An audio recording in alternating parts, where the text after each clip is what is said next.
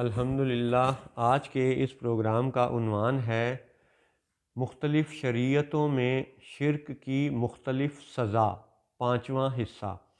اعوذ باللہ من الشیطان الرجیم، بسم اللہ الرحمن الرحیم۔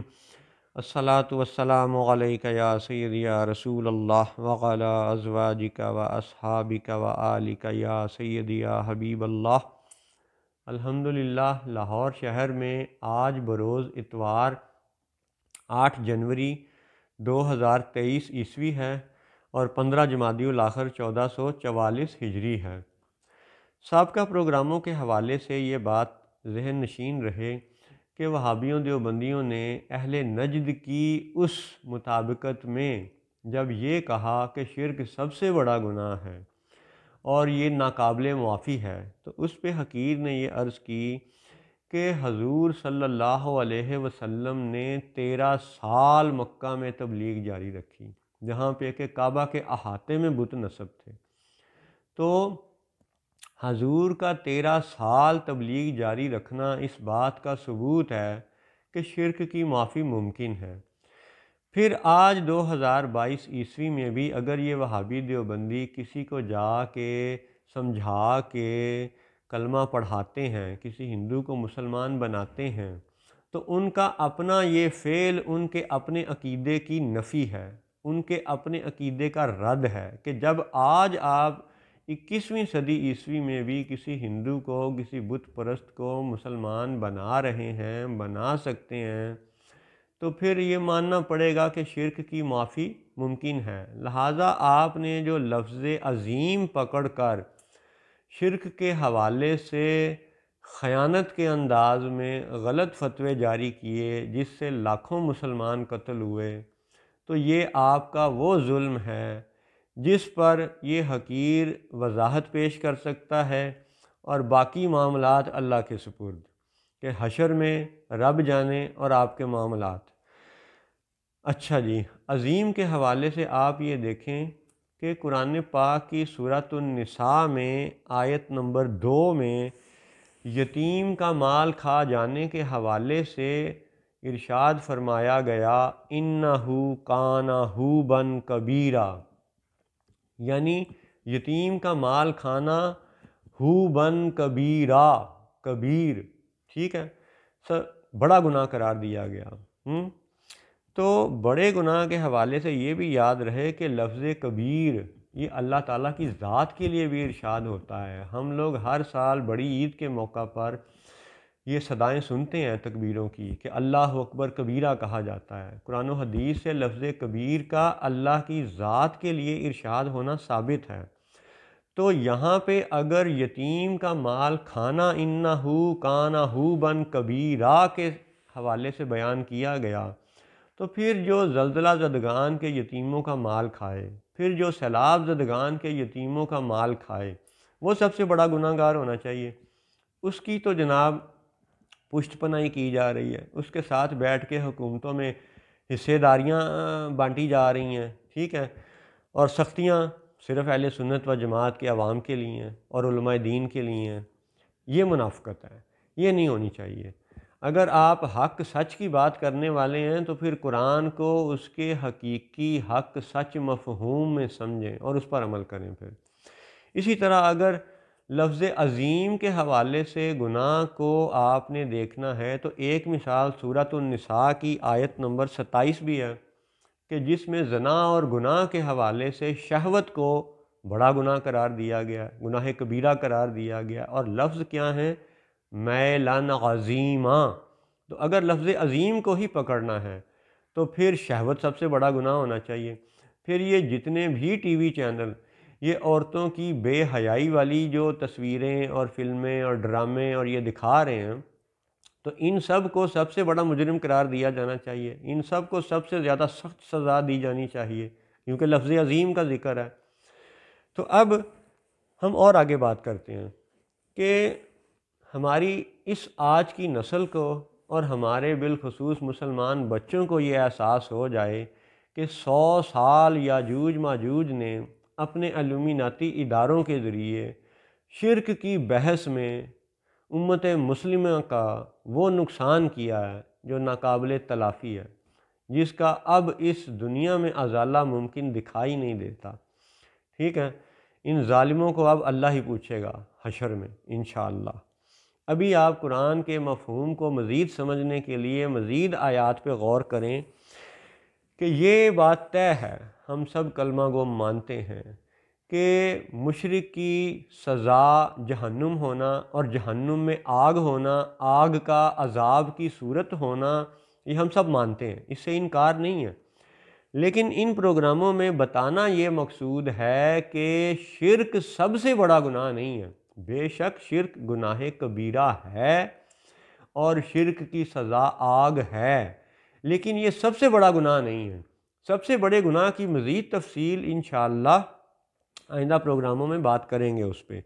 ابھی آپ یہ سمجھیں کہ اگر مشرک کی سزا آگ ہے تو کیا میرے دوستوں، میرے بچوں، کیا آگ ہر وقت ہر صورت میں عذاب ہوتی ہے؟ نہیں، ایسا نہیں ہے۔ ابھی آپ یہ دیکھ رہے ہیں کہ یہ حقیر جیکٹ پہن کے، یہ سویٹر پہن کے، یہ گرم ٹوپی پہن کے بیٹھا ہوا ہے، کیونکہ یہ جنوری کا موسم ہے اور ہمارے اس کرۂ ارض کے یہ جو شمالی حصہ ہے، شمالی نصف ہے، یعنی نارڈرن ہیمیسفیئر ہے، اس میں اس وقت سردیاں چل رہی ہیں، پاکستان میں سردی ہے۔ تو سردی میں ہم لوگ کیا کرتے ہیں؟ لکڑی جلا کے یا سوئی گیس جلا کے ہم آگ کو تاپتے ہیں، ہاتھ سیکتے ہیں، تاکہ ہمیں آگ کی اس حرارت سے راحت ملے، سکون ملے۔ اسی طرح یہ گرمی ہو یا سردی، ہماری خواتین عمومی طور پر آگ پر کھانا پکاتی ہیں۔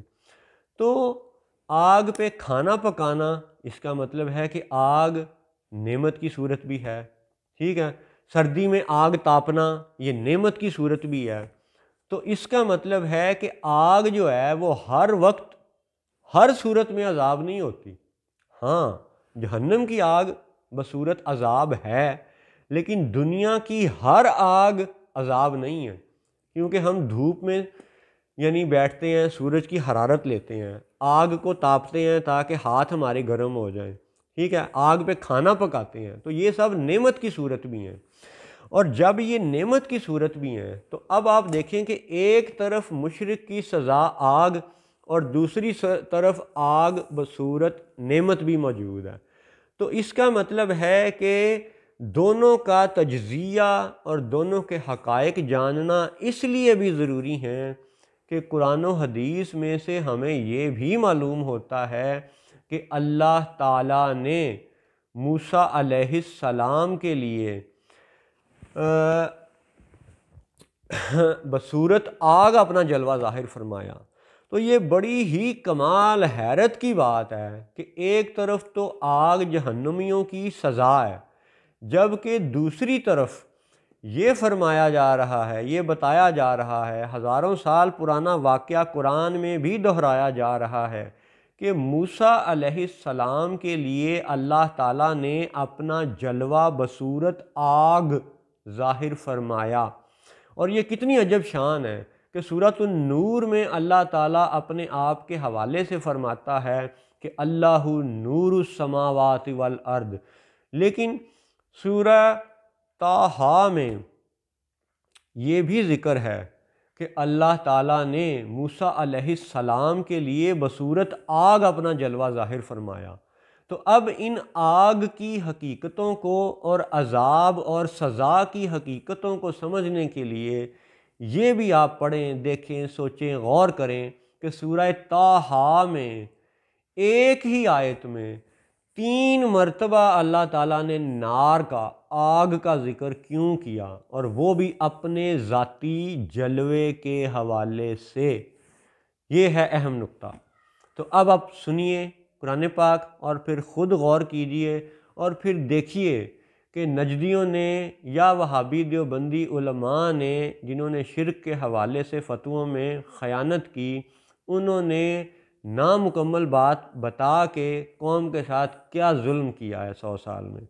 تو آئیے دیکھیے قرآن پاک سورہ طٰہٰ 20ویں سورت اور آیت نمبر 9 سے شروع کریں گے تاکہ آپ کو پتہ چلے کہ یہ موسیٰ علیہ السلام کا ذکر ہو رہا ہے، ٹھیک ہے۔ آیت نمبر 9 سورہ طٰہٰ، اعوذ باللہ من الشیطان الرجیم وَهَلْ أَتَاكَ حَدِيثُ مُوسیٰ، اور کچھ تمہیں موسیٰ کی خبر آئی۔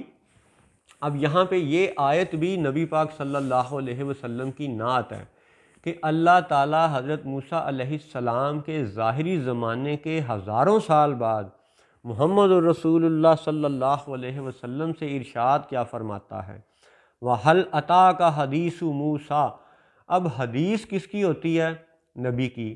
اور حدیث میں ہوتا کیا ہے؟ نبی نے جو بات دیکھی، جو سنی، جو ارشاد فرمائی، وہ سب حدیث کے زمرے میں ہے، اور جو امت کے لیے قابل عمل ہو وہ سنت کہلاتی ہے۔ تو حدیث اور سنت کا فرق یہ حقیر پہلے بھی ایک پروگرام میں بیان کر چکا، تو آج ہم یہ بات کرتے ہیں کہ یہ حدیث موسیٰ، یہ موسیٰ کی حدیث ہے جو قرآن میں بیان کی گئی، موسیٰ علیہ السلام کی بات ہے جو قرآن میں بیان ہوئی ہے۔ اب آپ اگلی آیت نمبر 10 سے یعنی غور کیجئے، اور لفظوں پہ جب آپ غور کریں گے تو نار عربی میں آگ کو کہتے ہیں، اور اردو زبان جاننے والے لفظ نار کو سمجھتے ہیں کہ یہ آگ ہوتی ہے۔ اب لفظ نار پہ غور کرتے ہوئے آپ نے اگلی آیت سننی ہے، اِذْ رَأَىٰ نَارًا فَقَالَ لِأَهْلِهِمْ امْكُثُوا إِنِّي آنَسْتُ نَارًا لَعَلِّي آتِيكُم مِّنْهَا بِقَبَسٍ أَوْ أَجِدُ عَلَى النَّارِ هُدًى۔ اب اس آیت میں 3 مرتبہ نار کا ذکر ہے، یہ بڑی خاص بات ہے، غور کیجئے گا کہ اللہ تعالیٰ نے ایک ہی آیت میں 3 مرتبہ نار کا ذکر کیا، ٹھیک ہے۔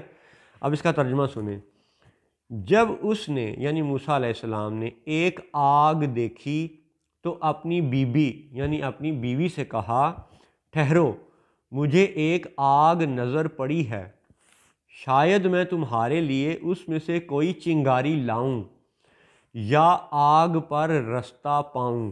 اب اس آیت میں کیا کمال حکمتیں ہیں کہ حضرت شعیب علیہ السلام کے اس یعنی شہر سے، گاؤں سے جب روانہ ہوتے ہیں سیدنا موسیٰ علیہ السلام اپنی بیوی، اپنی اہلیہ، اپنی بیوی پاک، اپنی زوجہ پاک، اپنی زوجہ محترمہ بی بی صفورہ رضی اللہ تعالیٰ عنہا کے ساتھ، تو سردی کا موسم ہے اور وہ حاملہ ہیں اور سفر کی حالت ہے اور انہیں آگ کی ضرورت ہے، ٹھیک ہے، انہیں تپش چاہیے، انہیں حرارت چاہیے، انہیں آگ چاہیے۔ اور یہاں پہ یہ بھی غور کریں، اِذْ رَأَىٰ، جب دیکھا، یعنی موسیٰ علیہ السلام نے دیکھا، نارن، نار کو، فقالا، تو کہا، لِأَهْلِهِ، اپنی اہلیہ کو۔ تو یہاں سے یہ ثابت ہوتا ہے کہ قرآن میں بیوی کو اہل بیت شمار کیا جاتا ہے، ٹھیک ہے، اہل ہی۔ ہم آج بھی اردو زبان میں کسی کو دعوت نامہ بھیجتے ہیں تو کہتے ہیں کہ اپنی اہلیہ کے ہمراہ تشریف لائیے گا، یعنی اپنی بیوی کے ہمراہ، وہ آپ کی اہل ہے، آپ اس کے اہل ہیں، اور دراصل آپ دونوں یکجان ہیں۔ تو یہ ہے لفظ اہل ہونا، ٹھیک ہے، جو کہ بیوی کے حوالے سے ہے، زوجہ پاک کے حوالے سے ہے۔ تو انہوں نے اپنی اہلیہ سے کہا، فقال لأہلہ، ٹھیک ہے، پھر آگے ذکر ہے کہ مجھے ایک آگ نظر پڑی، انی آنست نارا لعلی آتیکم منہا بقبس او اجد علی النار ہدا، کہ شاید میں تمہارے لیے اس میں سے کوئی چنگاری لاؤں۔ اب دیکھیں کہ اہل بیت کے لیے جب آگ کی ضرورت ہو، موسم سرد ہو اور انہیں آگ کی تپش، آگ کی حرارت درکار ہو، تو اللہ تعالیٰ نور ہو کے نار کا جلوہ ظاہر فرماتا ہے۔ یہ ہے اہل بیت کی شان، یہ ہے انبیاء کی محترم زوجہ بیویوں اور ازواج پاک کی شان، کہ اللہ تعالیٰ نور ہو کے بصورت نار اپنا جلوہ ظاہر فرماتا ہے کہ اس وقت اہلیہ کو اس کی ضرورت ہے۔ یہ ہے رب کی شان اور یہ ہے اہل بیت کی شان۔ اب اس سے بھی مزیدار بات، او اجدو علی النار ہدا، یا تو میں تمہارے لیے کوئی تاپنے کے لیے چنگاری لے آؤں گا، آگ لے آؤں گا، یا پھر او اجدو علی النار ہدا، یا پھر میں آگ پر ہدایت پاؤں گا، رستہ پاؤں گا۔ اب کیا کمال حکمت ہے کہ سیدنا موسیٰ علیہ السلام فرما رہے ہیں کہ میں آگ پر ہدایت پاؤں گا، یہاں رستہ پاؤں گا۔ سبحان اللہ، سبحان اللہ، سبحان اللہ۔ اس سے آگے کی آیات جب آپ سنیں گے تو مزید ایمان میں ترقی ہوگی انشاءاللہ۔ مزید پڑھتے ہیں۔ اللہ اکبر۔ 3 مرتبہ آگ کا ذکر، بیوی زوجہ پاک کے لیے آگ کی چنگاری لانے کا ذکر، اور پھر آگ پہ ہدایت رستہ پانے کا ذکر۔ پھر آگے سنیے۔ فَلَمَّا أَتَاهَا نُودِيَ يَا مُوسَىٰ، پھر جب آگ کے پاس آیا ندا فرمائی گئی کہ اے موسیٰ، یعنی اللہ تعالیٰ نے موسیٰ علیہ السلام سے کلام کیا، آواز دی، فرمایا یا موسیٰ، ٹھیک ہے۔ اور یہ یا موسیٰ کا اب لفظ ہمیں کہاں نظر آ رہا ہے؟ قرآن میں۔ نزول قرآن کب ہے؟ سیدنا موسیٰ علیہ السلام کے ہزاروں سال بعد۔ ان حقائق کو نظر ذہن میں رکھتے ہوئے آگے پڑھیے، سنیے۔ انی انا ربک فاخلع نعلیک انک بالواد المقدس طویٰ، بے شک میں تیرا رب ہوں تو تو اپنے جوتے اتار ڈال، بے شک تو پاک وادی طویٰ میں ہے، یعنی طویٰ کے جنگل میں ہے، اس وادی میں ہے جس کا نام طویٰ ہے، اور اس وادی کو بالواد المقدس طویٰ کہا گیا، مقدس وادی۔ اس کا مطلب ہے کہ مقدس جگہوں پہ جانے کے لیے جوتے اتارنا یہ بھی انبیاء و صالحین کی سنت ہے۔ اسی لیے ہم لوگ حرم کعبہ میں جاتے وقت جوتے اتار دیتے ہیں، جبکہ وہ نجدی جو باقی لوگوں پر تو شرک و بدعت کے فتوے جڑتے تھکتے ہی نہیں ہیں، ان کے اپنے محافظ، ان کے اپنے سپاہی، ان کے اپنے فوجی جوتوں سمیت مسجدوں کے اندر جاتے ہیں، خانہ کعبہ کے اندر جاتے ہیں، مسجد نبوی کے اندر جاتے ہیں، اور اس حقیر نے اللہ جانتا ہے اپنی آنکھوں سے دیکھا ایسے وہابی فوجی کو، ایسے وہابی محافظ کو، کہ اسی جوتے سے وہ باتھ روم گیا اور اسی جوتے سے وہ پھر مسجد کے اندر گھس گیا، ٹھیک ہے۔ یہ اپنی آنکھوں دیکھی بات کر رہا ہوں۔ الحمدللہ اس حقیر نے 6 سال سعودی عرب میں گزارے ہیں، اور وہ حقائق دیکھے ہیں کہ جو اب آپ اپنی نسل کو بتانا ضروری ہیں، کہ دوسروں پر شرک و بدعت کے فتوے جڑنے والوں کے اپنے اندر حالات کیا ہیں، ٹھیک ہے۔ تو اللہ تعالیٰ کا حکم کیا ہے؟ انی انا ربک فاخلع نعلیک، کہ بے شک میں تیرا رب ہوں تو تو اپنے جوتے اتار ڈال۔ تو اس سے یہ بھی تو دلیل بنتی ہے نا کہ رب کے گھر میں جاتے وقت بھی، پاک جگہ میں جاتے وقت بھی جوتے اتارنے چاہیے۔ لہٰذا یہ جو حرم کے فوجی ہیں، سعودی سپاہی ہیں، یہ جوتے اتار کے جائیں تو زیادہ بہتر ہے۔ آپ آبزرو کیجئے گا کہ وہی فوجی انہی جوتوں سے باتھ روم جاتے ہیں اور انہی جوتوں سے آ کے ٹپ ٹپ کرتے جناب حرم کعبہ کے صحن میں گھس جاتے ہیں۔ تو یہ ہے ان کی وہ بے ادبیاں، وہ گستاخیاں جو انہیں بدعت معلوم نہیں ہوتی، بلکہ یہ تو بدعت سے بھی بدتر یعنی خرافات کے مرتکب ہیں۔ استغفر اللہ۔ اب آگے سنیے، یہاں پہ ذکر ہو رہا ہے کہ اگر آگ جہنمیوں کی سزا ہے، مشرکین کی سزا ہے، تو پھر اللہ تعالیٰ نے بصورت آگ اپنے آپ کو آگ کا جلوہ ظاہر فرما کے کیوں فرمایا؟ انی انا ربک، میں تیرا رب ہوں، ٹھیک ہے۔ پھر اور آگے سنیے، اللہ تعالیٰ نے فرمایا وَأَنَا اخْتَرْتُكَ فَاسْتَمِعْ لِمَا يُوحَىٰ، اور میں نے تجھے پسند کیا، اب کان لگا کر سن جو تجھے وحی ہوتی ہے۔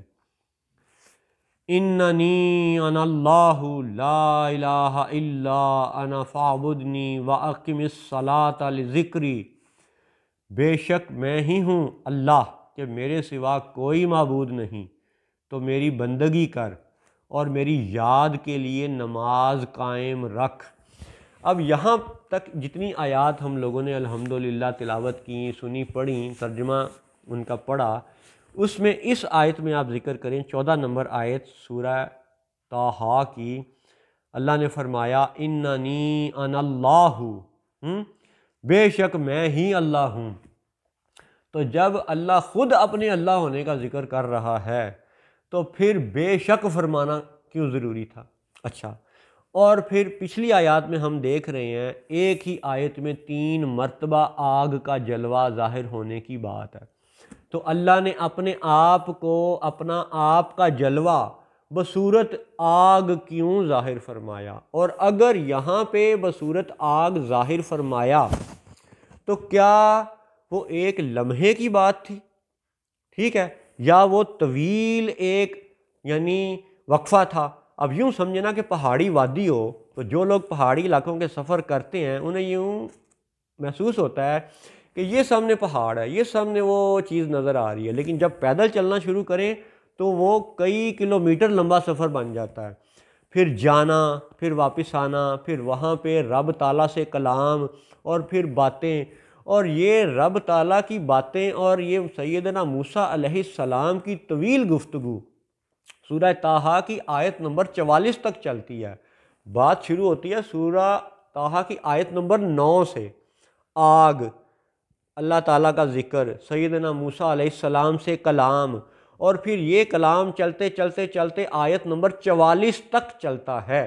یعنی اتنی طویل گفتگو ہوئی، اور اتنی طویل گفتگو ہونے کے علاوہ وہ وقت بھی آپ ذہن میں رکھیں کہ جب سیدنا موسیٰ علیہ السلام بی بی صفورہ رضی اللہ تعالی عنہا کے ساتھ جا رہے ہیں تو جاتے ہوئے انہیں نظر پڑی، پھر انہوں نے اپنی بیوی کو، زوجہ محترمہ کو ادھر ہی روکا، اہلیہ کو، اہل بیت کو ادھر ہی روکا، فرمایا کہ میں ادھر جاتا ہوں اور یا تمہارے لیے آگ کی چنگاری لے کے آتا ہوں یا آگ پہ رستہ پاؤں گا۔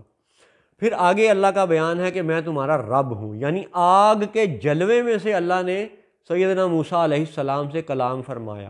تو آپ نے یہ یاد رکھنا ہے کہ آگ مشرک کی سزا بھی ہے اور آگ کا جلوہ موسیٰ علیہ السلام کی نعمت بھی ہے، ٹھیک ہے؟ اور آگے سنیں، موسیٰ علیہ السلام وہاں سے چلتے ہیں بی بی صفورہ کی اس ہمراہی سے، چلتے ہیں وہ سفر کر کے جناب اس پاک درخت کے پاس پہنچتے ہیں جس میں سے آگ کا جلوہ ظاہر ہو رہا تھا، کلام ہوتا ہے، بات ہوتی ہے، اور اتنی طویل گفتگو ہوتی ہے کہ جس کا خلاصہ آج بھی یعنی آیت نمبر 9 سے آیت نمبر 44 تک ہے، صرف سورہ طٰہٰ کا ذکر ہو رہا ہے۔ احادیث دیکھیں تو وہ کثیر احادیث ہیں جس میں سے یہ طویل گفتگو کے مزید پہلو بھی نکلتے ہیں۔ لیکن اب آپ یہ دیکھیں کہ آگ کا جلوہ، طویل جلوہ، بڑی دیر تک وہ آگ کا جلوہ جاری رہا، اور نہ اس وادی کو کچھ ہوا، نہ اس درخت کو کچھ ہوا، نہ سیدنا موسیٰ علیہ السلام کو کچھ ہوا۔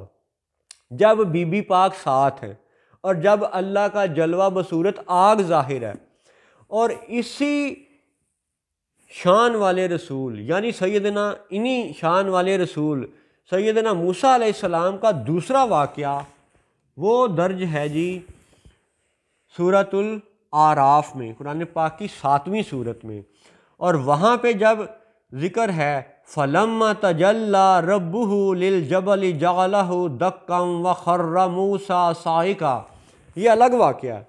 کوہ طور پہ جب سیدنا موسیٰ علیہ السلام گئے اور اللہ تعالیٰ نے پہاڑ پر اپنی تجلی کو ظاہر کیا تو وہاں پہ نور کی تجلی ہے، اور کتنی ہے؟ لمحہ بھر۔ اور وہاں پہ کیا ہوا؟ وَخَرَّ مُوسَىٰ صَعِقًا، اور موسیٰ بے ہوش ہو گئے۔ اب آپ خود میرے دوستوں، میرے بچوں، اپنے دل سے سوال پوچھو، ایک طرف ایک ہی نبی کا واقعہ، ٹھیک ہے، اور اللہ کا جلوہ لمحہ بھر کے لیے، میں بھی مائکرو سیکنڈز کے لیے، میں بھی ملی سیکنڈز کے لیے، ٹھیک ہے، لمحہ بھر کے لیے صرف ایک تجلی کا اظہار، اور موسیٰ علیہ السلام بے ہوش ہو گئے۔ اور ادھر جب بی بی پاک کے ساتھ جا رہے ہیں تو پہاڑ میں سے، درخت میں سے، مقدس وادی طوا میں سے آگ کی صورت میں اللہ کا جلوہ ظاہر ہوا، تو وہاں پہ طویل گفتگو، وہاں پہ طویل قیام، اور وہاں پہ موسیٰ علیہ السلام بے ہوش نہیں ہوئے۔ تو اب آپ یہ دیکھیں کہ وہ اللہ جو نار اور نور دونوں کے حقائق کو یوں بیان فرماتا ہے کہ حدیث پاک کا مفہوم یوں ہے کہ اللہ تعالیٰ کے 70,000 نوری حجابات ہیں، اللہ تعالیٰ کے 70,000 ناری حجابات ہیں۔ تو اس حدیث پاک کی سمجھ ہمیں اس طرح بھی آتی ہے قرآن پاک میں سے کہ واقعی اللہ تعالیٰ نوری اور ناری حجابات کا کچھ ایسا وہ شان والا ذات کا پیکر ہے، ایسی اس کی کمال شان ہے کہ ہم ان سر کی آنکھوں سے، اس سر کی عقل سے کما حق ہو اس کی ذات کا ادراک کر نہیں سکتے، لیکن جس ذات کا ادراک کرنے کے لیے یہ سب کچھ بنایا گیا اس ذات کا ادراک ممکن ہے، یعنی محمد الرسول اللہ کی پہچان ممکن ہے، حضور کی اطاعت ممکن ہے۔ تو اب اس سارے واقعے کا خلاصہ پھر سنیں کہ جب اللہ تعالیٰ بصورت نور اپنی لمحہ بھر تجلی ظاہر کرے تو موسیٰ بے ہوش ہو جائیں، اور جب طویل عرصے تک بصورت آگ گفتگو اور کلام جاری رہے تو موسیٰ نہ بے ہوش ہوں، ٹھیک ہے، اور نہ وہ وقت مختصر ہے، طویل گفتگو ہے، تو وہ آگ ہے۔ تو اللہ کا بصورت آگ اپنا جلوہ ظاہر کرنا اور جہنم میں آگ دوزخیوں کی عذاب کی صورت ہونا، تو اب آپ میرے دوستوں، میرے بچوں، یہ بتاؤ کہ کیا آگ ہر وقت ہر صورت عذاب ہوتی ہے؟ نہیں ہوتی۔ اسی لیے اللہ تعالیٰ نے اپنا جلوہ بصورت آگ ظاہر فرمایا۔ تو آج کے پروگرام کا خلاصہ پھر یہی ہے کہ ضروری نہیں ہے کہ سابقہ شریعتوں میں سے ہر شریعت کا ہر واقعہ امت محمدی پہ لاگو کر دیا جائے، یہ لازم نہیں ہے، ٹھیک ہے۔ اور دوسری بات کہ یہ نور اور نار کے حقائق یہ تو ایک جھلک ہے اس پروگرام میں، اگر آپ مزید غور کریں تو ایسی ایسی کمال حکمتیں ہیں اللہ کی کہ آپ کو اللہ کے فضل سے ایمان کی ترقی نصیب ہوگی جب انبیاء و صالحین کی نعتیں اور شانیں اور قصیدے ذہن میں رکھ کے قرآن پڑھیں گے، وگرنہ آپ کو ان شرک لظلم عظیم تو نظر آئے گا، انہ کان حوبا کبیرہ نظر نہیں آئے گا، شہوت کا میلن عظیمہ نظر نہیں آئے گا، حضور کی 13 سالہ مکہ میں تبلیغ جاری رہی وہ نظر نہیں آئے گا کہ وہ بھی تو شرک کی معافی کی دلیل تھی۔ تو آج کا اگر ہندو مسلمان ہو سکتا ہے تو یہ بھی تو شرک کی معافی کی دلیل ہے۔ اور اگر چلو مان لیا کہ کوئی مشرک ہے اور وہ قیامت حشر میں جہنم میں جائے گا تو وہاں اس کو آگ کا عذاب ملے گا، تو پھر وہ آگ عذاب کی صورت، اور جو آگ سیدنا موسیٰ علیہ السلام کے لیے ظاہر ہوئی، ٹھیک ہے، تو وہ تو عذاب کی صورت نہیں تھی، وہ تو اللہ کا جلوہ تھا جس میں اللہ خود فرماتا ہے اننی انا اللہ۔ تو اس کا مطلب ہے کہ آگ اور سزا کے حقائق اہل سنت و جماعت سے سمجھنے لازم ہیں، ضروری ہیں، ورنہ ان الومناتی اداروں کے دجل سے بچنا بھی ضروری ہے، اور ان کے فتنوں سے بچنے کے لیے اللہ کی پناہ سب سے اہم ہے۔ یا اللہ ہم سب کو اپنی پناہ میں رکھ، دجالی فتنوں سے بچا، اور قرآن و حدیث کی صحیح سمجھ بوجھ عطا فرما۔ آمین ثم آمین۔ السلام علیکم ورحمۃ اللہ وبرکاتہ۔